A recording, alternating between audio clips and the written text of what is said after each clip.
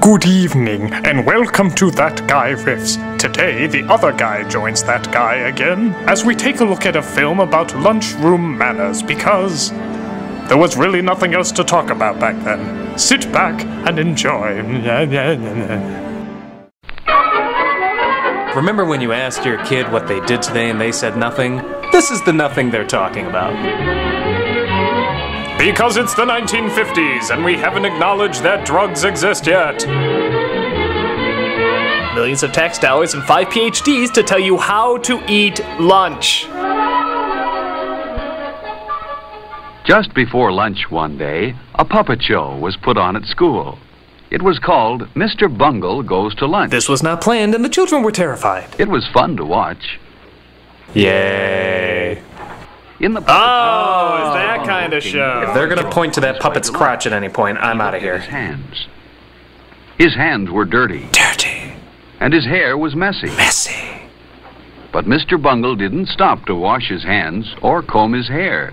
He went right to lunch. You fool, Mr. Bungle, you fool! Oh, God, he'll kill us all!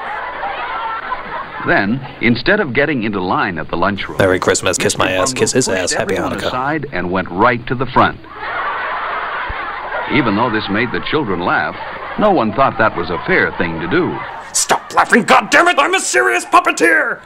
Then, in the lunchroom, Mr. Bungle was so clumsy and impolite that he knocked over everything, and no one wanted to sit next to him. This is the worst Last Supper ever. And when he finally knocked his own tray off the table, that was the end of the puppet show. For the puppeteer had died. The children knew that even though Mr. Bungle was funny to watch, he wouldn't be much fun to eat with. Phil knew that Mr. Bungle wouldn't have many friends. He wouldn't want to be like Mr. Bungle. Phil was having a spasmodic attack. Later, Miss Brown said it was time for the children who ate in the cafeteria to go to lunch. She hoped there weren't any Mr. Bungles in this room. Susie, you have Bungle written all over you!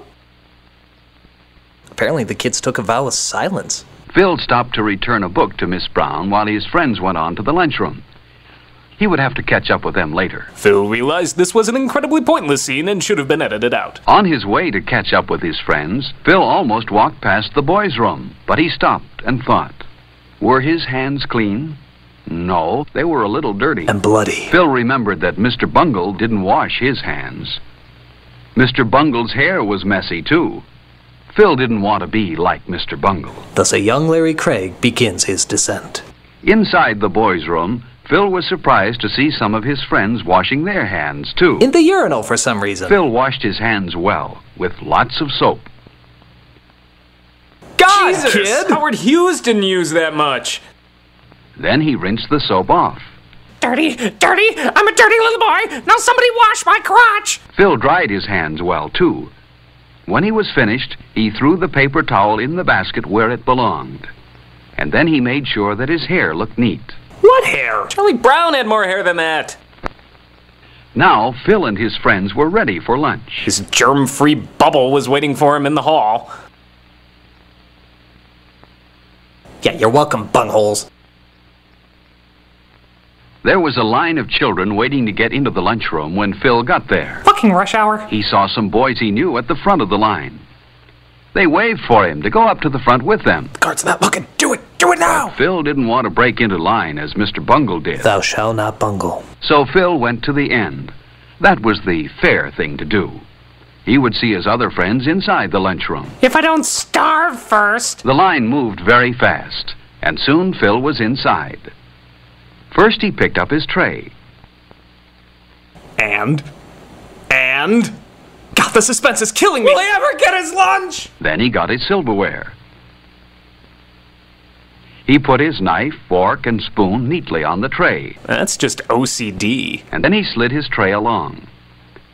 He began with his left foot, then his right foot, then his left foot, then his right foot. He always enjoyed looking at the good food in the cafeteria. It tasted good, and was good for him, too. He lost his taste buds in the war. Instead of having a sandwich today, Phil decided to take the hot lunch. Which was cold because he didn't cut in line. Phil took some bread and butter, too. And he knew what else he wanted. Hey now! Milk. Ooh la la! But Alice took the last carton on the tray. Milk-scrounging whore. Maybe there was more milk. So he said, May I please have some milk? Jawohl. Yeah, it's just my line to do is get you some milk while I throw a pile of mashed potatoes in your face. That's got dairy in it. God damn it.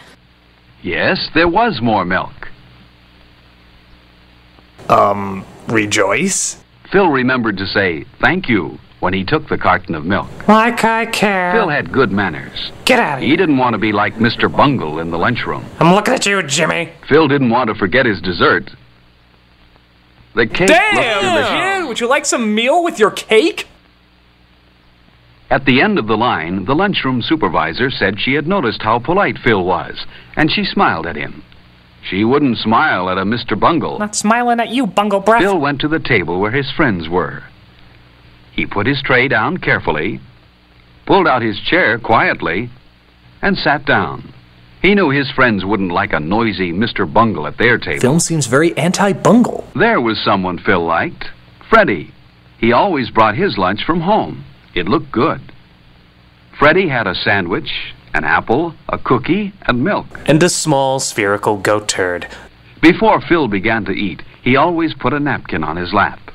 So did Freddie. No, kill me. Everyone liked Freddie. He was very polite. For example, if he had food in his mouth when someone talked to him, he always took time to chew the food with his mouth closed and swallow before he answered. Yeah, the fire extinguisher's over there. Phil noticed how straight and tall Freddie usually sat. Freddie kept his feet on the floor, too. As opposed to up Phil's ass. Phil would rather be like Freddie than like Mr. Bungle. Got it! Another polite person everyone liked was Alice. For example, when Alice sneezed, she covered her mouth and nose. This protected her friends at the table from any germs. Now they're all in her lap. While Phil and his friends ate, a boy ran past their table. You shouldn't run in the lunchroom. Only Mr. Bungle would do that. Crucify the bungler! Hang him by his unclean hands! Phil and his friends wouldn't like to have a Mr. Bungle at their table. Then lunchtime wouldn't be as much fun as it is. Phil ate slowly and enjoyed his lunch. Finally, he had eaten everything except his dessert. Which would take him an hour. He saved his cake for last. Only a Mr. Bungle would eat his dessert before he'd finished the rest of his lunch. And Phil wasn't a Mr. Bungle. Up, he put his hands on the cake! Crucify him! Crucify him! Good. Phil drank his milk carefully. Some children are messy when they drink milk. Only he who shall not be named drinks milk sloppily. As each of Phil's friends finished, they didn't leave the table, but waited for all the others to finish eating too. Even though the bell rang 10 minutes ago. Phil was the last one done. He wiped his mouth and hands carefully with his napkin. Then he cleaned the table where he sat.